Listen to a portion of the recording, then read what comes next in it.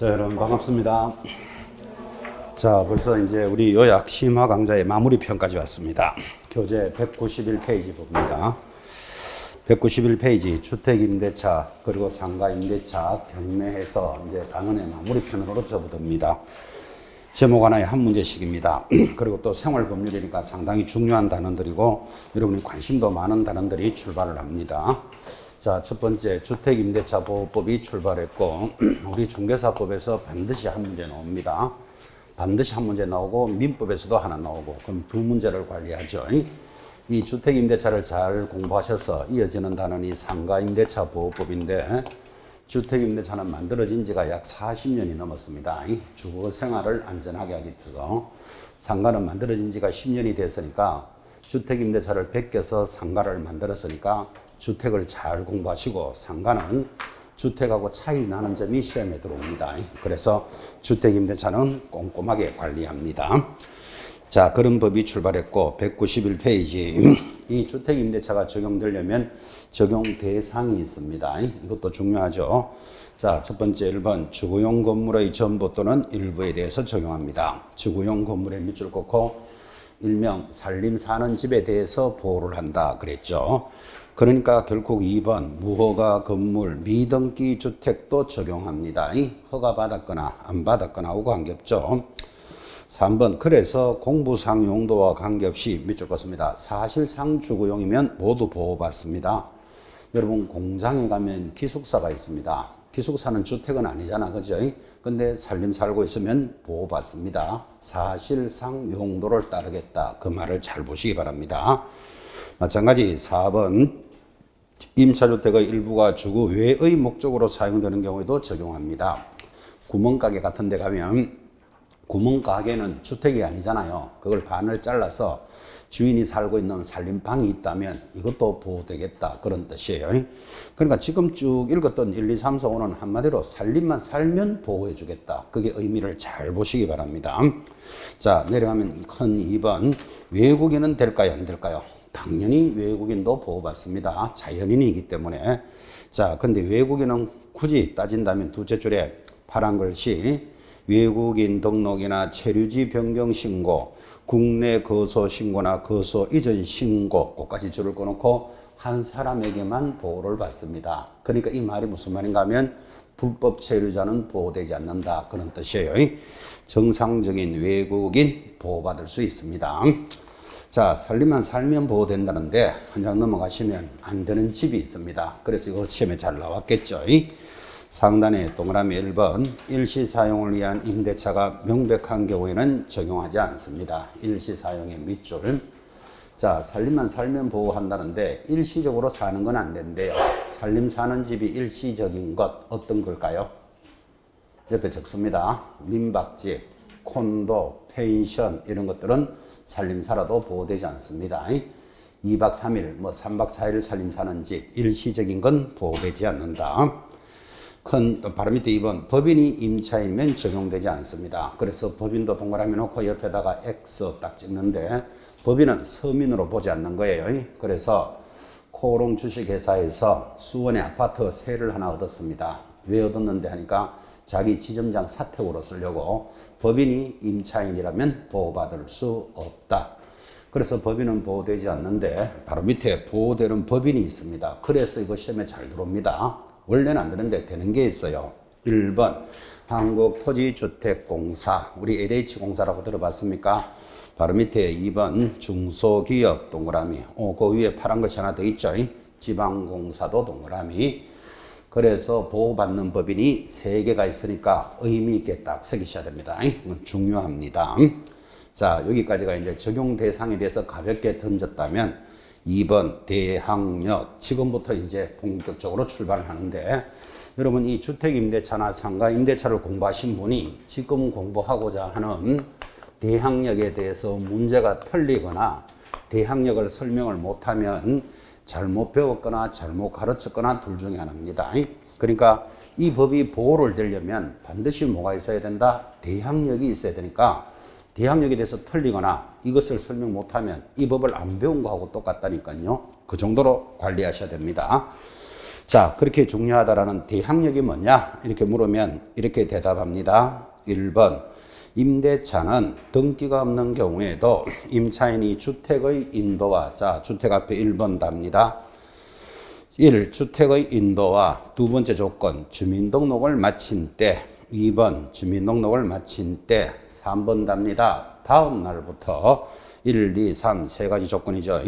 제3자에 대해서 효력이 생긴다. 이를 대항력이라 합니다. 그 제3자는 워낙 중요하니까 네모 안에 딱 넣습니다. 자, 이렇게 대항력을 설명했는데 행여나 좀 어려우신 분은 바로 밑에 동그라미 2번이 한 번 더 설명합니다. 줄을 쫙 긋습니다. 임차주택의 양수인은 임대인의 지위를 승계한 것으로 본다. 이게 대항력이에요. 법조문은 그렇게 되어 있다니까요. 동그라미 2번. 자, 두 줄을 읽었는데 좀 어렵다. 그러면 이제 지금부터 그림으로 또 다시 해석을 합니다. 대항력을 갖추려면 주택을 인도받고 그랬으니까 이사하고 그 말이에요.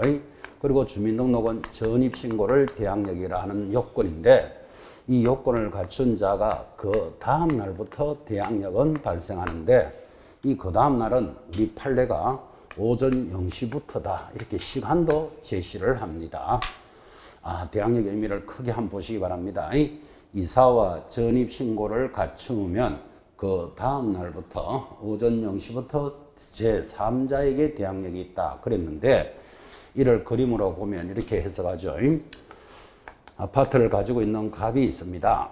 자, 이 사람이 집을 팔면은 매도인이라 하지만 지금은 임대차 보호법이니까 집주인을 임대인 이렇게 부르는 거예요. 자, 이 집에 세를 살고자 하는 을을 임차인 이렇게 부르겠죠. 그리고 임대인과 임차인 사이에 계약이 일어났다. 그럼 우리는 이것을 임대차 계약이라 합니다. 어떻게 했을까요? 보나마나 보증금 1억에 뭐 2년간 살겠다. 이렇게 임대차 계약을 했겠죠. 자, 그럼 임차인이 살고 있는데 집주인 갑이 자기 아파트를 병이라는 자에게 매매할 수 있다, 없다? 매매할 수 있죠. 세입자가 있다고 내 아파트를 팔지 마라 이런 법은 없잖아. 그죠? 아파트를 팝니다. 팔면은 여러분들은 병을 보고 뭐라고 불러야 됩니까? 새로운 주인이다. 맞습니까? 신소유자입니다. 이 새로운 주인은 아파트를 왜 샀을까요? 사고 싶어서 샀겠지. 근데 더 정확하게 가격이 싸게 나왔거나, 그죠? 아니면 보편적으로 왜 삽니까 하면 들어가서 살려고 사는 사람이 많습니다. 자, 이 사람은 아파트를 들어가서 살려고 샀으니까, 사서 가보니까 세입자가 있잖아. 그죠? 그래서 지금부터 당신은 임대인 갑하고 계약을 했지, 내하고 한 적은 없잖아. 지금 그죠? 그래서 내가 새로운 주인이니까 좀 나가시오. 내가 살아야 되겠어. 이렇게 만약에 주장을 하면 임차인이 얼마나 황당하겠어요. 세를 살고 있는데 이 집이 언제 팔릴지, 팔리면 나가야 될지, 있어야 될지 모르고 살아간다는 건 불안하잖아요. 이게 그죠? 그래서 나라에서 법을 만들었어요. 임차인은 뭐를 해놓으면 이사와 전입신고를 딱 갖추면 그 다음 날부터 대항할 수 있다. 이를 대항력이라 합니다. 그럼 뭐를 대항하겠습니까? 여러분 임차인의 입장에서는 제일 중요한 게 남은 기간 동안 살 수 있어야 되겠죠. 그 다음에 보증금도 돌려받는 것. 이게 제일 중요한 거잖아요. 지금 이제 그런 힘을 주장하는 것을 대항력이란다. 그래서 여러분 딱 들어보는 순간 이런 제도가 있어야 되겠구나. 이것도 의식하셔야 돼요. 세입자인 임차인이 원하는 건 남은 기간 동안 편안하게 살 수 있어야 되고 그 다음에 보증금도 돌려받을 수 있는 게 제일 중요한 거잖아. 그죠? 이런 힘을 대항력이라 합니다. 자, 그러면 요거를 조금 넓게 해석을 하면 자, 지금 집을 팔았다 그랬잖아요. 팔았으니까 이 사람을 보고 뭐라 부른다? 매도인 이래도 되겠고 샀으니까 매수인 이래도 되겠죠. 시험 질문에 이렇게 나옵니다. 임차인 을은 매수인 병에게 보증금 반환을 청구할 수 있다. 시험에 나온 바 있습니다. OX. 그 말이 그래. 대항력이잖아 지금. 그죠? 그래서 임차인은 매수인에게 보증금을 돌려달라고 할 수 있다. 이 말이 대항력이잖아 지금. 그죠? 근데 이걸 약하게 공부한 사람들은 임대차 보호법은 임대인과 임차인 사이에 일어나는데 왜 매수자가 갑자기 나오지? X 탁 찍으면 내년에 반갑게 또 만납니다. 어디서 만나는지 잘 생각해 놓으시기 바랍니다. 지금 누구를 이야기한다는 걸 의식하고 계셔야 돼요, 지금. 그죠? 지금 했던 질문은 그대로 나왔던 거예요. 그 가벌병도 똑같이 나왔어요. 임차인 어른, 매수인 병에게 보증금 반환을 청구할 수 있다. 그 말이나 임대인 갑은 보증금 반환할 의무가 없다. 그 말하고도 같은 말이에요. 보증금을 누구한테 요구한다? 병에게 요구하니까. 이게 대항력이라는 개념을 익히셔야 됩니다. 자, 지금 매매를 하니까 매도인, 매수인이라고 불렀다면 갑이 아파트를 가지고 있는 상태에서 사망을 했습니다. 여러분 집주인이 사망할 수 있죠? 왜 사망한다 그랬죠? 숨을 안 쉬니까. 혹은 독침에 맞아서 그럴 수도 있습니다. 자, 그러면 사망을 하면 아파트는 어떻게 됐을까요? 자식에게 상속되었다. 이 정도는 아시겠죠? 자, 자식이 상속인이 새로운 주인이 맞습니까? 그래서 임차인은 상속인에게 대항할 수 있다. 똑같은 말을 지금 하고 있는 겁니다. 개념을 좀 더 확장을 하면, 자, 갑이 아파트를 가지고 있는 주인인데 이 집이 경매 처분됐어요. 왜 경매됐을까요? 돈을 못 갚아서, 대출을 못 갚아서 경매가 처분되면 누군가 낙찰을 받겠죠. 낙찰을 받은 사람을 뭐라 부른다? 경락인 이렇게 부르잖아, 그죠?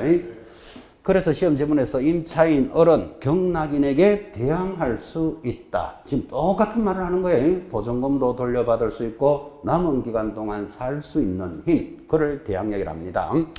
자, 이런 법률 행위 모습에 따라서 사망, 매매, 경매에 따라서 매수인, 상속인, 경락인 누구에게 대항할 수 있다. 이거 다 적으려면 끝도 없잖아, 지금, 그죠? 그래서 이 자를 확 묶어서 뭐라고 말한다? 제3자라고 지금 네모 안에 넣으셨다고. 3자에게 대항할 수 있다.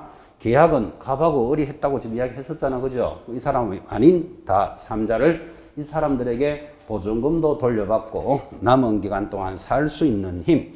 그러니까 여러분들은 병이라는 말이나 매수자라는 말이나 새로운 주인, 제3자가 쫙 같은 말이라는 걸 익히고 계셔야 돼요. 얇게 공부하니까 한 번은 이걸 맞게 치겠다가 두 번째는 틀렸다가 세 번째는 맞았다가 이러면 정신없는 사람 된다니까요. 쫙 이렇게 확장을 딱 시켜 놓으셔야 돼요. 제3자에게 대항할 수 있는데 이게 우리 민법 조문에는요. 대항력이 뭡니까? 이렇게 물으면 이 사람들을 다른 말로는 어쨌든 물건을 받은 자들이잖아. 그죠? 그래서 받은 자를 뭐라 부른다? 양수인이라 부르고 양수인은 누구? 임대인, 집주인의 지위를 승계한 것으로 본다. 지금 줄 걷는 게 그거잖아, 지금, 그죠? 이게 대항력의 표준말이에요. 그래서 양수인 하면 이 사람들이 쫙 보여야 됩니다. 이 사람들은 누구? 집주인의 지위를 승계했으니까 보증금도 돌려받고 남은 기간 동안 주장할 수 있는 힘, 그걸 대항력이란다. 자, 그럼 대항력을 진하게 설명했는데, 그러면 임차인은 이런 권리를 주장하려면 뭐를 해놔야 됩니까? 등기가 돼 있으면 등기 한 날로부터 보호를 받겠지. 등기는 공시효과가 있으니까. 그럼 방금 주문에 등기가 되어 있지 않더라도 그랬잖아, 그죠? 등기가 안 돼 있더라도 뭐를 하면 이사와 전입신고를 하면 그 다음 날부터 이 대항력을 인정해 주는데, 자, 이사는 정확하지 않다 그랬죠, 이사 날짜가. 지금 여기 사시는 분들은 나 이사 들어온 날짜 정확하게 기억하시는 분 있습니까? 이사 날짜 굳이 기억하고 살 이유가 없죠. 지금 살고 있는 집에 몇 월 며칠 들어왔다 굳이 알 이유가 없죠. 근데 또 그런 것만 잘 알고 있는 사람도 있어요. 이사 온 날짜를 아는데 그걸 어떻게 압니까? 이러니까 이사 와서 바로 제사 지냈거든요. 그러면 또 기억할 수도 있겠지, 그죠? 근데 대체적으로 이사 온 날짜 잘 모르고 삽니다. 굳이 알 이유도 없고. 그래서 이사 날짜는 정확하지 않으니까 대항력을 갖추려면 반드시 뭐는 해야 된다? 전입신고는 정확하게 돼 있어야 된다는 게 이제 요구하는 바거든, 그죠? 이사날 정확 안 하죠. 이사를 하루만 하는 사람도 있지만 일주일 내도록 한 보따리씩 갖다 놓고 이사하는 사람도 있습니다. 그럼 이사 날짜 정확하지 않잖아, 그죠? 그런 이야기도 있죠. 직장인들은 주말에만 이사할 수 있는데 어디 가서 뭐 손 없는 날이 언제입니까? 또 물어보러 가는 사람이 있다니까요.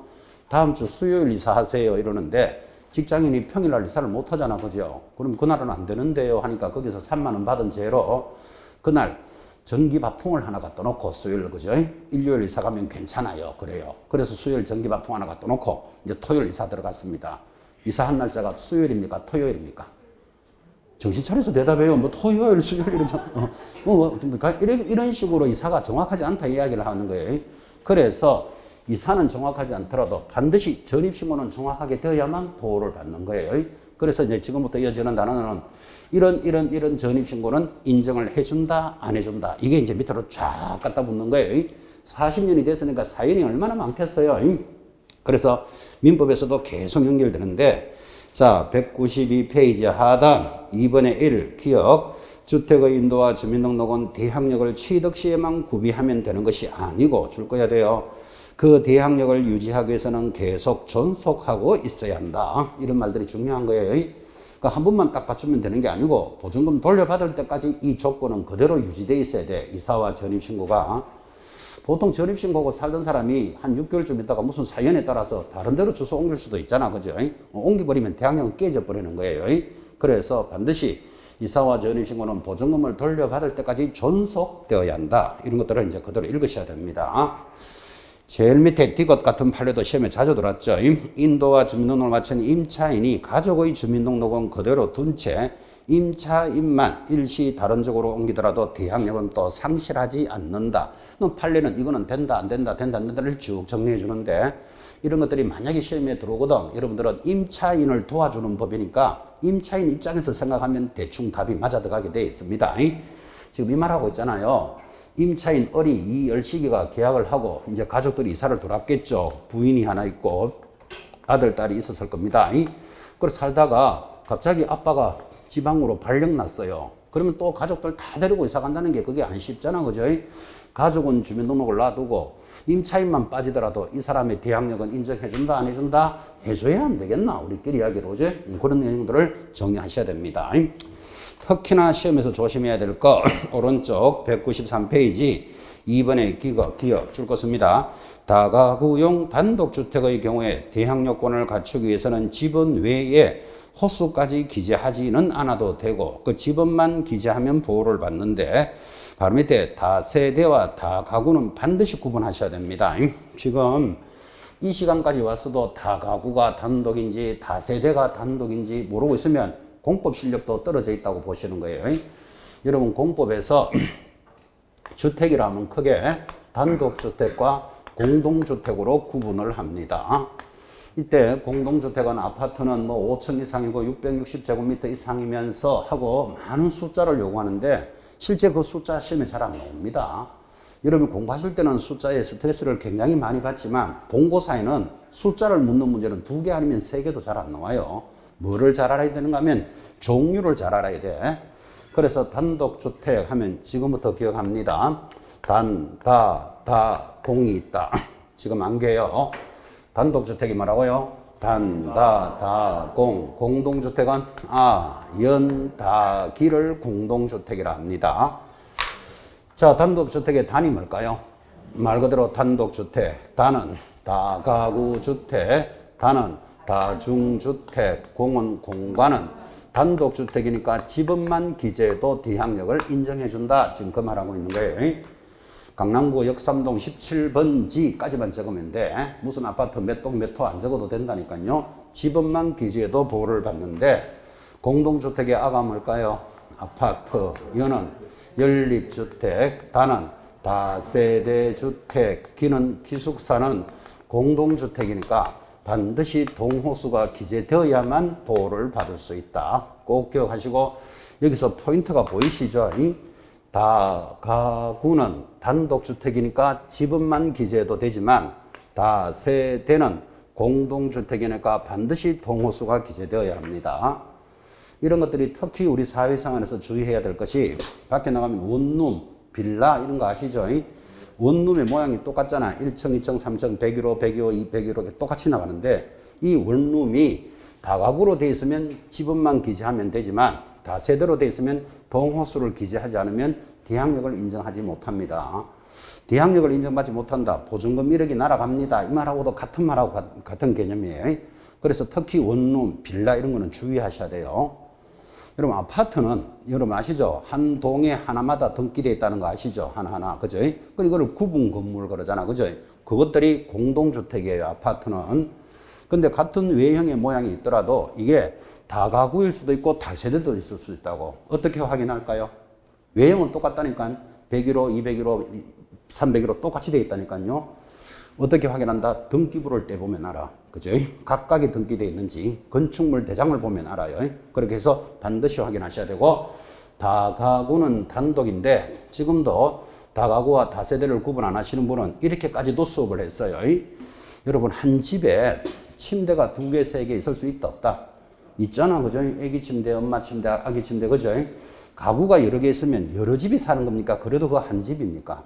한 집이잖아. 그래서 가구가 많아도 단독이에요. 그래 딱 기억하면 다세대는 공동이다. 그렇게 안 찾아내겠나, 그죠? 집에 식탁 의자 있습니까? 식탁에 의자 보통 몇 개 있다? 4개. 그럼 의자가 4개 있으면, 가구가 4개 있으면 그 집은 4집이 사는 겁니까? 한 집이 사는 겁니까? 한 집이 사는 거죠. 우리는 의자가 4개니까 4집이 삽니다. 그러면 그 집은 다 따로 사니까 콩가루 집안이다, 이 말하고 같은 말이에요, 그게. 가구는 4개여도 한 집이잖아, 그죠? 그래서 다가구는 단독이다. 요거를 딱 잡으시면 다세대는 공동주택 찾아내겠죠. 보기보다 시험에 잘 들어왔습니다, 이거. 공법하고도 연결이 됩니다. 자, 오른쪽 가면 동그라미 3번 공무원의 착오가 있습니다. 이것도 심각합니다. 기억해 보시면 임차인이 전입신고를 올바르게 하였는데 담당 공무원이 줄 것입니다. 착오로 주민등록상 지번이 틀렸다. 그러면 대항력을 인정해준다, 안 해준다? 해준다, 그죠? 그 당연히 그래야 안 되겠나, 그죠? 여러분들은 A동 101호로 저는 정확하게 전입신고를 갔는데 그 공무원이 적어 옮기 적으면서 A동 1101호로 일자를 하나 다 잘못 적은 모양이지, 이거 인정해준다, 안 해준다? 해준다. 그러니까 임차인 입장에서 생각하면 도움이 된다 그랬죠, 그죠? 자, 그럼 기억은 당연한데, 그죠? 거기 디귿에 보면 또 희한합니다. 니은입니다. 바로 밑에 니은. 정확한 지번과 동호수로 주민등록 전입신고를 작성 제출하였는데 또 담당 공무원이 나오잖아. 공무원이 나오더라도 조심해야 된다고요. 담당 공무원이 착오로, 자, 줄 것입니다. 수정을 요구하여, 거기는 동그라미 해놓으셔야 돼. 수정을 요구하여 잘못된 지번으로 수정하고 동호수를 기재를 삭제한 주민등록 전입신고서를 다시 작성 제출하여 그대로 주민등록이 된 사안에서 그 주민등록이 임대차의 공시방법으로 유효하지 않고 이게 담당 공무원의 요구에 기한 것이라 하더라도 마찬가지다. 뭐 읽긴 읽었는데 무슨 말인지 정신없죠. 그래서 거기 담당 공무원의 요구 해놓고 밑에다가 보호 X 이렇게 적어야 됩니다. 보호받을 수 없다, 이 말이에요. 기가 막힌 이야기죠. 첫 번째, 담당 공무원이 착오로 잘못 적었다. 그거는 인정해준다 그랬잖아, 지금, 그죠? 근데 지금 담당 공무원의 요구는 인정 안 해준다고. 이게 이런 이야기예요. 여러분 지금 밖에 나가면 재개발 사업 정비법에 따라 오래된 동네를 싹 밀고 아파트 단지 조성하는 거 많이 보셨죠? 자, 그러면 그 아파트가 만들어지면 수십 개 필지를 한 단위로 해서 아파트를 만듭니다. 자, 그래서 이제 다 지어졌고 입주를 한 세입자가 역삼동 17번지 무슨 뭐 LG 프로지오 아파트 101호 해서 정확하게 딱 신고를 하러 갔는데 지금 이게 17번지이지만 조금 있으면 아파트는 이렇게 번지가 합병이 된다고요. 여러 수십 필지를 다 가지고 있을 수는 없잖아, 지금 동네를, 그죠? 그래서 55번지로 바꿀 테니까 3월 1일부터 55번지로 바뀌니까 17번지를 55로 바꾸어서 전입신고하세요 라고 요구를 하면 그 이야기를 안 들을 사람이 거의 없죠, 그죠? 그래서 55번지로 수정해서 전입신고를 했는데 그게 경매 처분될 때까지 17번지로 그대로 있었다. 그럼 이거는 보호받을 수 없다. 지금 이 말을 하고 있는 거예요. 자, 그럼 여러분들은 공무원의 착오 인정해준다. 공무원의 요구로 하면 안 된다. 이렇게 기억해 놓으셔야 된다고. 같은 공무원이 나오더라도 주의하셔야 되고요. 그러니까 분통 터지는 판례인데 이걸 당연히 여러분장도 그래서 보증금을 보고 못 받으면 당연히 소송 걸었겠죠. 이거를 1심, 2심, 3심 대법원까지 가가지고 대부분의 결론이 뭔가 하면 보호받을 수 없다. 왜? 전입신고는 신고만 하면 되는 것이 아니고 정확하게 수리가 되어야 한다. 라는 분통 터지는 판례입니다. 그런 것들을 주의하셔야 돼요. 그게 밑에 3번에 설명해 놨잖아. 디귿. 주민등록 신고는 행정청에 도달하기만 하면 신고로서 효력이 발생하는 것이 아니라 어떻게 해야 된다고요? 행정청이 수리를 해야만 효력이 발생한다. 그래 정확하게 수리가 돼 있어야 된다 이 말이에요, 그죠? 자, 길게 판례까지 다 이해할 필요 없고 공무원의 착오 하면 된다, 보호됩니다. 공무원의 요구로 하면 X, 그리고 딱 정리를 하셔야 돼. 나머지 대항력의 관계 천천히 읽으시면 됩니다. 자, 이제 우리 단원에서는 중요한 게 넘어가면 194페이지. 이제 이렇게 대항력을 갖췄으면 뭐가 요구돼야 된다? 보증금이 보호돼야 되는 게 제일 중요한 거예요. 그죠? 그래서 하단에 194페이지 하단 우선 변제권이라는 중요한 권리가 따라옵니다. 자, 너무나 중요하고 너무나 자주 들으니까 단순하게 보이지만 우선 변제권이 무슨 뜻입니까 하니까 뒤에 있는 후순위보다도 우선한다. 이 후순위라는 말이 반드시 들어야 되는데 후순위보다 우선하는 권리를 우선 변제권이라 하고 조건은 대항력은 기본입니다. 대항력이 있어야만 보호받을 수 있다 그랬잖아요. 지금 그죠? 대항력을 딱 갖춘 자가 뭐를 찍으면 확정 일자를 찍으면 후순위에 우선하는 권리, 그를 우선 변제권 이렇게 부르는데 자, 194페이지 제일 밑에 대항 요건과 봐요. 항상 대항 요건부터 딱 갖다 붙어야 되잖아. 그죠? 대항 요건에 동그라미 해놓고 뭐를 갖추면 확정일자를 갖춘 임차인은 경공매 시 임차주택의 환가대금에서 줄 것입니까? 후순위 권리자 그 밖의 채권자보다 우선하여 보증금을 변제받습니다. 항상 후순위라는 말이 나오는데 바로 이어지는 수업 기타 권리자보다 이러면 틀려요. 반드시 후순위에 우선하는 권리, 그를 우선 변제권이라 합니다. 그리고는 195페이지 상단에 우선 변제권의 발생 시기 표가 하나 있죠. 그죠? 표 제목에 동그라미 해놓고 여러분이 읽어보시면 되는데 내용은 이거예요. 자, 여기 봐요. 대항력은 뭐죠? 이사와 전입신고잖아. 그죠? 효력은 언제부터 발생하죠? 그 다음 날부터. 이 효력이 있고 확정일자를 찍어야 된다. 지금 이렇게 말했단 말이에요. 그래서 그 날짜를 표가 보시면 자, 대항력은 언제 갖췄고 확정일자 언제 찍었다. 그럼 언제부터 효력이 있다. 이제 그렇게 적어 놓으면 표라 이 말이에요. 근데 아무리 요란하더라도 반드시 뭐부터 갖춰야 된다? 대항력부터 갖춰야 돼요. 자, 이렇게 할 수도 있죠. 두 사람이 집주인하고 계약을 하면 계약서가 나오잖아요. 이걸 가지고 먼저 가서 확정일자부터 먼저 받을 수 있다 없다? 있지. 그죠? 그럼 확정일자를 제일 먼저 받았어. 아직 이사도 안 들어갔는데. 그죠? 그러면 확정일자는 그 전에 찍고 이제 한 며칠 있다가 이사 들어갔겠지. 그러면 대항력은 이사 들어간 다음 날부터 진행이 되잖아. 그죠? 그러면 우선 변제권을 확정일자 찍은 날로부터 이러면 틀리잖아. 지금. 그죠? 대항력부터 갖춰놓고 확정일자입니다. 그거만 생각하시면 돼요. 그 표는. 그죠? 항상 적을 때마다 그러잖아요. 대항력부터 갖춰야 돼요. 일단은 그죠? 그래서 확정일자를 갖출 때 우선 변제권의 효력이 발생합니다. 자, 그렇게 해서 거기 우선 변제권의 날짜가 어떻게 되는지를 찬찬히 이렇게 정리해 놓으시면 되는데 이 우선 변제권에 대해서는 굉장히 그 중요한 내용이 그겁니다. 확정일자를 그러면 어디서 받아야 되느냐? 이제 그리고 또 어떻게 받아야 되느냐? 이런 것들이 실문대 뒤편에 준비되어 있습니다. 그래서 우선은 조건만 기억해 놓으시고 넘어가면 196페이지 금융기관의 우선변제권의 성계, 거기 우선변제권의 성계는 제목만 줄을 것이기 바랍니다. 우선변제권이 금융기관에서 성계한다라는 뜻은 이겁니다. 지금도 뭐 큰 차이는 안 나지만 보증금 1억에 살고 있는데 집주인이 기간이 끝나니까 1억을 더 올려달래. 그럼 2억으로 하자 이 말이잖아. 그죠? 이 정도로 1억을 더 올려달라 그러면 거기 살 사람 잘 없습니다. 이사를 나가든지 아니면 대출 받든지 무슨 수가 나겠죠. 자, 그래서 전세자금이 모자라니까 대출을 받는데 전세자금 대출이자가 약 12% 선이었습니다. 지금 여러분 금리가 거의 없다는 거 아시죠? 그죠? 뭐 1%, 2%밖에 안 되는데 서민들이 사용하는 전세자금 대출이자가 12%씩 되니까 이거 왜 이렇게 세게 받는데 하고 금융기관이 물어보니까 은행이 뭐라고 말하는가 하면 우리도 1억을 빌려주고 만약에 저 사람이 돈을 안 갚아주면 1억에 대한 위험 부담이 크니까 이자라도 많이 받아야 위험을 줄일 수 있잖아. 이렇게 말하는 거예요. 아, 그렇다. 그러면 좋다.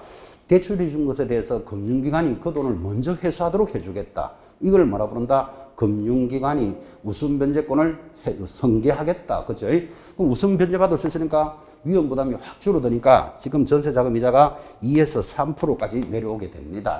뭐 이자는 중요한 게 아니고 그래서 우선 변제권은 누가? 금융기관이 성계할 수 있다라는 제도가 도입이 되었다. 그 말이에요. 자, 1번만 읽을까요? 다음의 금융기관 등이 우선 변제권을 취득한 임차인의 보증금 반환 채권을 계약으로 양수하면 양수 금액의 범위에서 우선 변제권을 금융기관이 먼저 성계한다. 먼저 받아가도록 해주겠다. 그런 취지. 자, 그때 금융기관이 뭡니까? 하니까 박스, 은행, 중소기업은행하고 쫙 들어오는데 여러분 이 은행 이걸 다 암기할 수는 없고 유심히 보면 전부 제1금융권만 되는 거예요. 그래서 정작 서민들이 많이 이용하는 신협이나 마을공고는 거기 안 들어가요. 그래서 옆에다가 신협 X, 마을금고 X 이 정도 적는 게 중요하지 그 은행들을 암기할 수는 없다. 그죠? 그 1금융권만 성계가 됩니다. 자, 내려가서 제일 밑에 큰 5번 확정일자 보유와 임대차의 제공. 이것도 민법에서는 안 건드리지만 우리 중개실무에서는 중요합니다. 이런 우선 변제권을 적용하려면 확정일자 어디서 받아야 되느냐? 이게 시험에 나온다니까요. 제일 밑에 확정일자는 줄 걸까요? 주택 소재지의 읍면 동주민센터에서 받을 수 있고 두째 줄에 시, 군, 구, 출장소에서도 받을 수도 있고 지방법원에 가서 받을 수도 있고 등기소에서도 가능하고 공정인 사무실에서도 받을 수 있습니다. 아, 딱 들어보니까 확정일자 거의 아무 데서나 받을 수 있도록 해주겠다 이런 뜻이잖아. 제일 가까운 게 어디죠? 동주민센터가 제일 가깝겠지. 그죠? 법원에 가도 되고 등기소에 가도 되고 그죠? 출장소에 가도 되고 거기서 마지막에 공정인 사무소는 시험에 이렇게 나왔어요. 확정일자분은 공정인 사무소에서는 받을 수 없다 이래 나왔다고. 답은 X. 공정인 사무소도 돼요. 이 공정인 사무실은 어딘가면 변호사 사무실이다. 그렇게 기억하시면 됩니다. 그러니까 확정일자는 다양하게 받게 해주는구나. 오른쪽 197페이지 이때 확정일자 부여기간은 해당 주택의 소재지, 확정일자 부여한 날짜, 차임과 보증금 등을 기재한 밑줄 긋습니다. 확정일자부를 작성한다. 그래서 이것은 전산처리 조직을 이용할 수 있다 해서 확정일자를 딱 찍은 기관에서는 그 확정일자를 찍어준 내용, 자 보증금은 얼마고, 찍은 날짜는 언제고, 확정일자 번호는 몇 번이고 이런 것들을 기록을 해서 장부를 보관하도록 해줍니다. 이건 뭐 필요한 이야기죠. 그리고 밑에 있는 내용들은 참고로 읽으시면 됩니다. 자, 내려가서 드디어 가장 중요한 6번이 들어왔습니다. 6번의 별표 딱 찍고 우리 중개사법에서의 주택임대차는 여기가 제일 중요합니다. 또 이번에 법도 바뀌었고 소액임차인의 보증금 중 일정액의 우선변제. 자, 거기 줄 거 봐요. 일정액의 우선변제. 지금 여기는 그죠? 그냥 우선변제 그랬잖아. 그죠? 그러니까 같은 우선변제가 나오더라도 주의하시라고 지금 줄 건 거예요.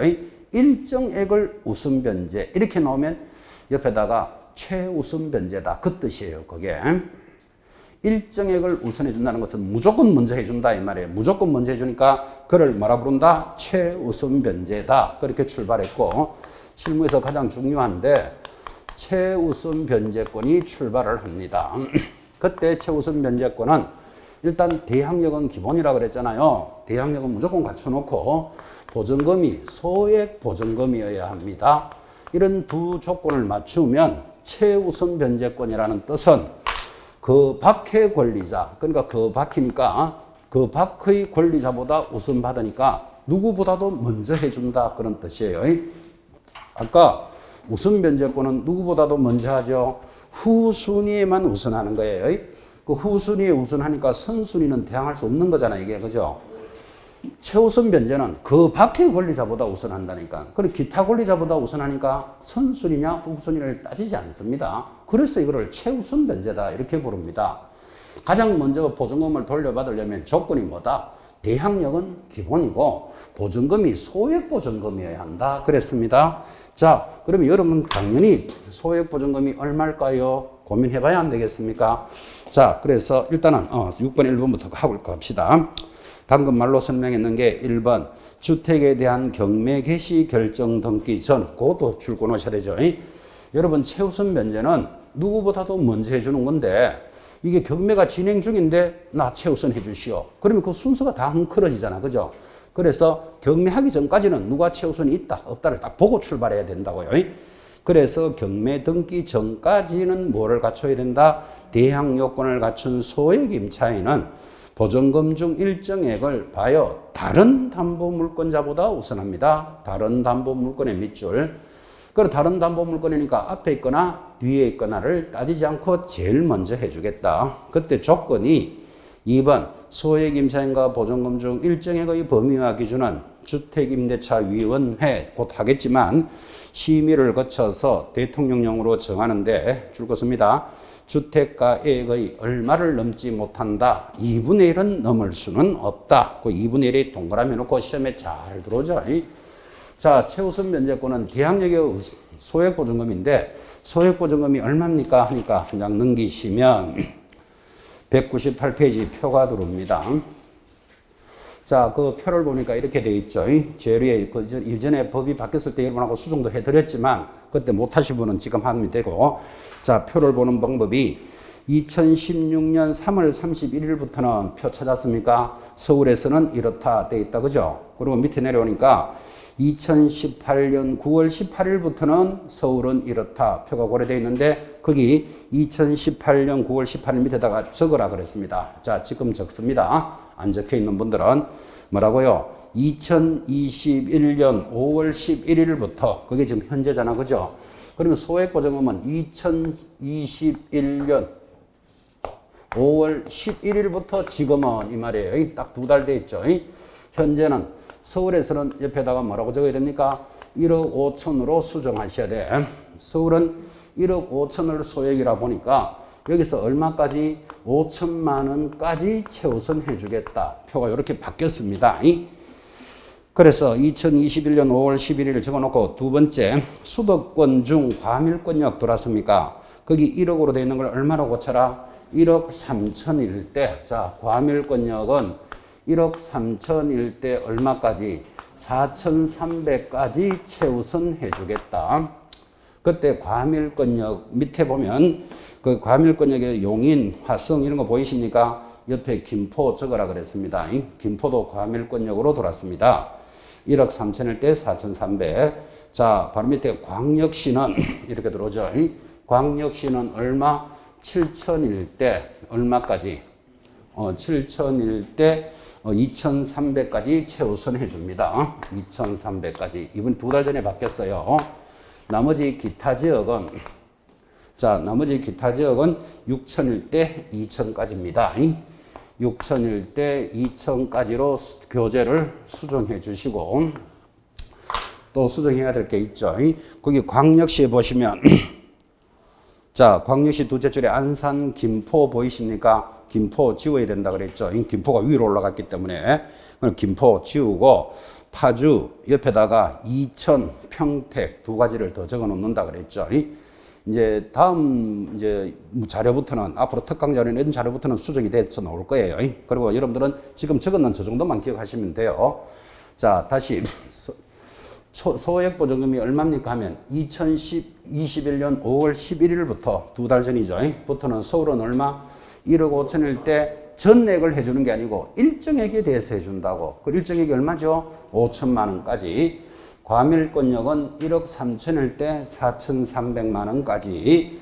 광역시 7천일 때 2,300. 나머지 지역은 6천일 때 2천만 원까지를 최우선해 주는데 여기 숫자가 조금 어려우시더라도 30%를 최우선해 준다. 이렇게 기억하시면 돼요. 일정액을 해줄 때는 전부 다를 해주는 건 아니잖아, 그죠? 그럼 일정액이 얼만데 하면 여러분들은 30% 이렇게 기억하시면 돼. 자, 그러니까 1억 5천 곱하기 30%탁 때리면 3, 5, 15니까 5천 탁 떨어지게 돼 있다니까요. 1억 3천 곱하기 30%탁 쳐보십시오. 얼마나 나가면 4,220 얼마 이래 나와요. 그리고 끝자리 자르고 4,300 이러는 거예요. 7천에 30%탁 때리면 3,700, 2,170 얼마 이렇게 나와요. 그러니까 이거 2,300 이렇게 잡은 거예요. 6천에 30%면 얼마? 2천 딱 끊어져요. 그렇게. 자, 그래서 뒤에 숫자를 혹시나 어렵거든 30%를 최우선 해준다. 그렇게 기억하면 되겠고, 이 수업을 할 때마다 여러분한테 강조했는 것, 지금 기타 지역, 예를 들어서 강원도 홍천에 중개사 시험 치는 사람 몇 명 될까요? 아마 100명도 안 될 거예요. 100명도. 그러면 강원도 홍천은 얼마게? 이런 거 시험에 거의 안 나온다니까는 거죠. 학생이 제일 많은 데가 어딜까요? 서울이에요. 그래서 서울 것은 기억해놔야 된다. 제가 이야기를 계속 강조했다고 시험에서 물을 때. 다 알면 제일 좋지만 서울 것은 기억해 놓으셔야 돼요. 여러분 사는 지역이고 영업을 해야 될 지역이기도 하니까. 자, 다시 서울은 암기합니다. 얼마? 1억 5천일 때 5천만 원까지 최우선 해준다. 이게 언제부터? 5월 11일부터 그렇게 됐다고, 그죠? 자, 그럼 이 최우선 이제 숫자를 봤으니까 시험이 안 나오면 그만인데 출제를 하면 무조건 물어야 되는 게 정해져 있어요. 그래서 이 두 가지가 첫 번째 조건이 2분의 1의 범위 내에서만 최우선해 줍니다. 그래서 교재에서 2분의 1에 여러분 동그라미 하셨어요. 두 번째 조건은 그 옆에다가 2분의 1 옆에다가 밑에 하나 적어요. 선순위 담보 일자를 기준으로 한다. 이 두 조건은 무조건 시험에서 묻습니다.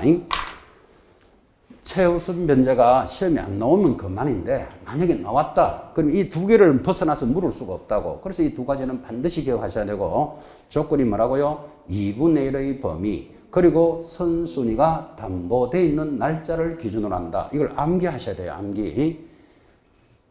자, 필기는 하셨습니까? 그럼 이 두 가지를 설명하려고 지금부터 그림을 그리면서 설명을 하는데 여러분 그림을 못 따라 그래요. 그림이 움직이기 때문에. 그래서 이해를 하라 이 말이에요. 자, 2분의 1의 범위라는 말은 이런 뜻이에요. 여기 주택이 서울에 있는 주택입니다. 여러분 최우선 변제는 지역에 따라서 다르잖아. 그죠? 그러니까 시험 칠 때도 당연히 서울에 있는 주택이다라고 딱 주게 돼 있다고. 서울에 있는 주택에 세입자가 1억 5천에 두 집이 산다고 칩시다. 자, 두 집이 살고 있는데 이 집이 경매 처분됐어요. 얼마에 낙찰되었다? 1억에 낙찰이 됐다고 칩시다. 아니다. 2억이라 합시다. 2억에. 자, 서울에 있는 주택이고 이 집이 경매 처분됐는데 경매 처분됐다는 말은 일본에 국민은행 저당권 등이 있었다고 봐야 되겠죠. 저당권이 있으니까 경매 처분됐겠죠. 그죠? 그래서 돈을 안 갚아주니까 경매 처분됐는데 낙찰가가 2억이 나왔어요. 근데 세입자가 몇 명이 살고 있다고요? 1억 5천에 두 집이 살고 있어. 그러면 최우선 변제는 누구보다도 무슨 순위에 관계없이 가장 먼저 해주는 거잖아. 그죠? 그럼 1억 5천이면 이 범위에 들어가니까 이 사람들은 최우선 변제를 얼마까지 받을 수 있을까요? 만약에 이렇게 시험에 나왔다면 답이 얼마? 자, 답이 얼마일까요? 하고 물으면 이렇게 대답합니다. 2억이라는 금액에서 최우선 해주는 게 아니고 2분의 1의 범위 내에서 해준다 그랬다고요. 자, 2분의 1의 범위면 얼마? 이거의 2분의 1이면 얼마? 1억이지. 1억을 가지고 해주라 이 말이에요. 자, 두 집이니까 나누기 2를 하면 얼마? 5천만 원, 5천만 원까지 나가겠죠. 그래서 항상 최우선 변제는 얼마의 범위? 2분의 1의 범위라는 걸 기억해 놓으셔야 돼요. 이 조건 2분의 1이 없으면 어떤 문제가 되는가 하면 만약에 세입자가 3명이 있다고 쳐봐요. 자, 그러면 3명이 있다면 최우선 변제를 얼마 해줄까요? 1억 5천에 3명이면 1억을 가지고 해줘야 되니까 세 사람을 나눠주면 3,300밖에 안 들어가요. 무슨 말인지 이해하시겠어요? 자, 그럼 1억 5천은 최우선 변제를 받을 수 있잖아. 그죠? 근데 세 집이 있다면 5천씩 해줄 수가 없잖아. 돈은 1억밖에 없으니까. 3,300밖에 안 돌아가니까 여기서 여러분이 크게 배울 수 있는 것 1억 5천이면 무조건 5천만 원 됩니다 하면 실수하는 거라고 이게. 그죠? 5천만 원이 될 수도 있지만 안 될 수도 있잖아. 지금 그죠? 근데 밖에 나가면 개공사들은 서울에서 1억 5천이면 무조건 5천은 됩니다. 이렇게 대답하는 개공사 50%입니다. 50%. 그런데 만약에 3,300이 나왔다. 그럼 못 받은 1,700만 원 물어내세요 하면 책임져야 돼요. 무조건 5천 된다 그랬기 때문에. 여기서 뭐를 잡으셔야 됩니까? 2분의 1의 범위 내에서 해준다는 걸 기억해 놓으셔야 된다. 이 말이에요. 자, 그러면 왜 이렇게 2분의 1이라는 조건이 있을까요? 라고 굳이 묻는다면 여러분 이 아파트가 지금 경매 처분됐다는데 이게 경매가 시작되기 전에 제일 먼저 경매되는 것을 아는 사람이 있어요. 누굴까요? 그 집주인이지. 이 집주인은 지금 은행에 대출을 안 갚은 지가 몇 개월이 지났어. 그럼 좀 있으면 이거 경매 들어온다라는 걸 알고 있다니까요.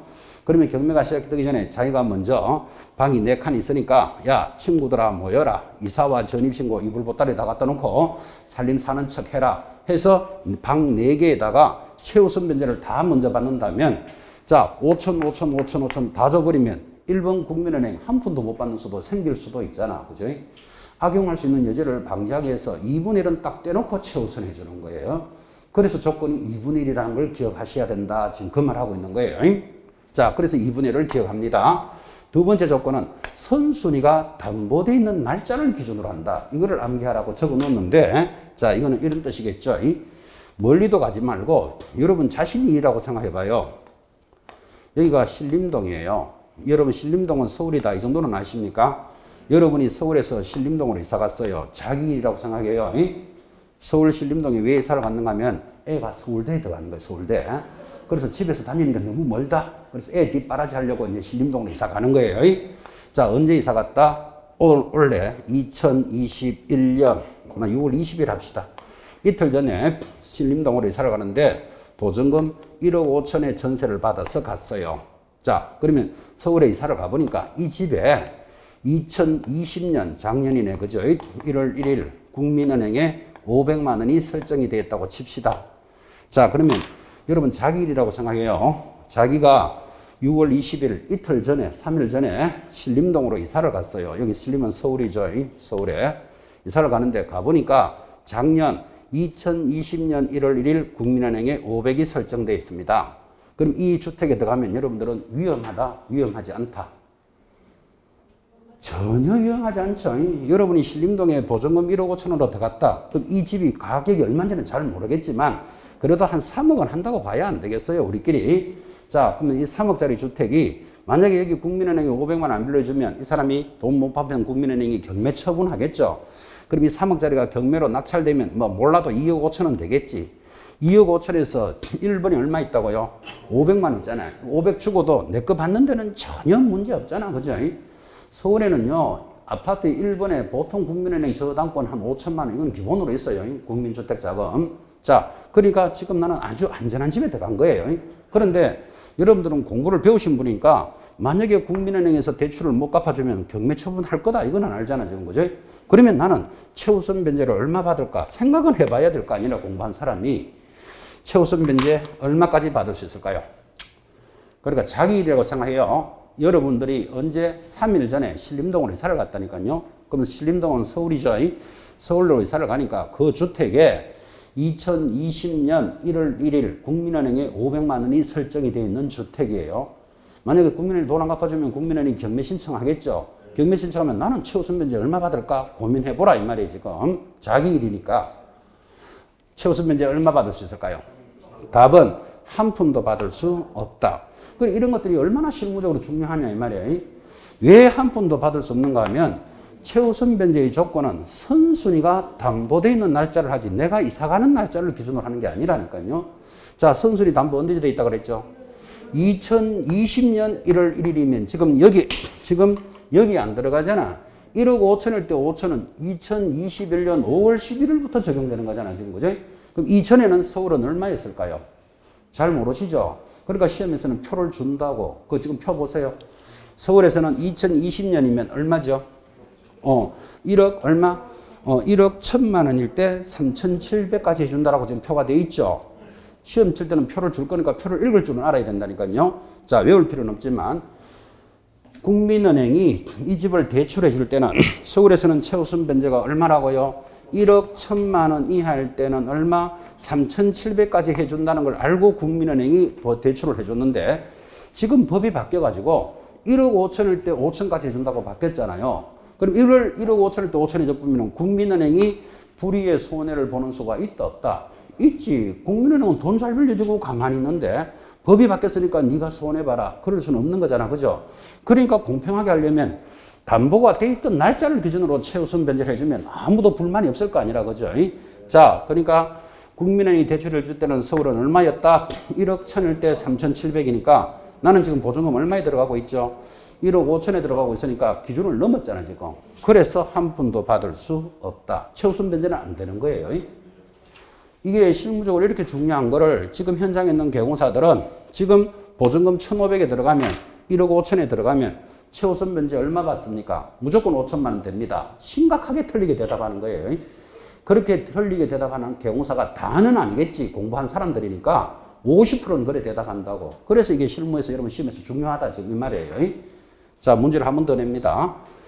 지금 여러분이 신림동으로 3일 전에 이사를 갔어. 서울이죠. 가보니까 그 집에 대출이 언제 돼 있는가 하면 2021년 6월 1일 뭐 저당권이 500만, 뭐 5천이라도 좋아. 5천만 원이 설정돼 있다고 칩시다. 자, 문제는 이해하시겠습니까? 여러분이 언제 이사 갔다고요? 6월 20일 서울로 이사를 가보니까 그 주택에 6월 1일 저당이 5천만 원 설정돼 있는 집이에요. 나 보증금 1억 5천에 들어가면 최우선 변제는 얼마까지 받을 수 있을까요? 자, 내가 이사 들어가는 날짜가 아니고 선순위가 담보되어 있는 날짜를 따진다 그랬잖아요. 담보가 언제 되어 있다고요? 2021년 6월 1일이면 여기 지금 들어가잖아. 맞죠? 그럼 1억 5천이면 얼마까지? 나는 5천까지 최우선 되는 거예요. 자, 그럼 여기서 여러분들이 배우셔야 될 거. 내가 이사 들어가는 날짜를 따진다. 담보가 되어 있는 날짜를 따진다. 담보가 되어 있는 날짜를 기준으로 한다는 그 기준을 지켜하셔야 된다고. 그치? 그러니까 나중에 여러분들이 중개업을 하실 때 만약에 서울에 있는 뭐 아파트든지 빌라에 1억 5천에 전세를 들어온 사람이 나 최우선 변제 얼마 받습니까? 하면 1억 5천에 들어온 사람 보고 무조건 5천 됩니다. 그러면 실수하는 거예요. 그 자리에서 등기부 따다다닥 찍어보면 담보가 돼 있을 수도 있고 안 될 수도 있겠지. 그럼 담보가 돼 있다. 그럼 그 돼 있는 날짜를 딱 보고 이 표를 딱 갖다 내면 아, 서울에서는 그때는 얼마니까 지금은 되네요? 안 되네요? 이렇게 설명할 줄 알아야 된다고요. 그래서 이 표는 외울 필요는 없고 여러분이 나중에 코팅 해 놓으셔야 돼요. 그래 지금은 이제 고쳤으니까 볼 필요 없고 내년에 새 교재에 딱 놓으면 깨끗한 것들을 뽑아서 주머니 딱 넣어 다니셔야 돼. 중개업을 하실 때는 중개업을 하는 개공사가 그죠? 지금 아파트 1억 5천에 전세 들어가는데 최우선 면제 얼마 됩니까? 이렇게 물으니까 집에 가서 연구해보고 대답해 드릴게요. 그럼 날 세는 거예요. 그 자리에서 딱 보고 설명해 줄 줄 알아야 됩니다. 자, 지금 했는 말이 약간 어렵다. 그러면 이거를 기억해 놓으셔야 돼. 뭐를? 최우선 변제는 2분의 1의 범위 내에서 그리고 선순위가 담보되어 있는 날짜를 기준으로 한다. 이 두 개를 일단 암기해 놔야 돼. 그래야 뭐가 이야기가 시작되기 때문에. 그죠? 최우선 변제는 중개 실무 이 파트에서 제일 중요합니다. 민법에서는 이런 걸 심하게 관리하지 않습니다. 법 조문을 관리하기 때문에. 그래서 가장 중요한 단원이 정리가 되었다면 자, 여러분 199페이지 드디어 임차권 등기 명령하고 따라옵니다. 이 단원도 중요하죠. 10분 쉬었다가 계속 진행합시다. 이번 시간은 이거를 지우지 마시기 바랍니다. 상가하고 비교할 겁니다. 지우지 마시고 10분 쉬었다 갑니다.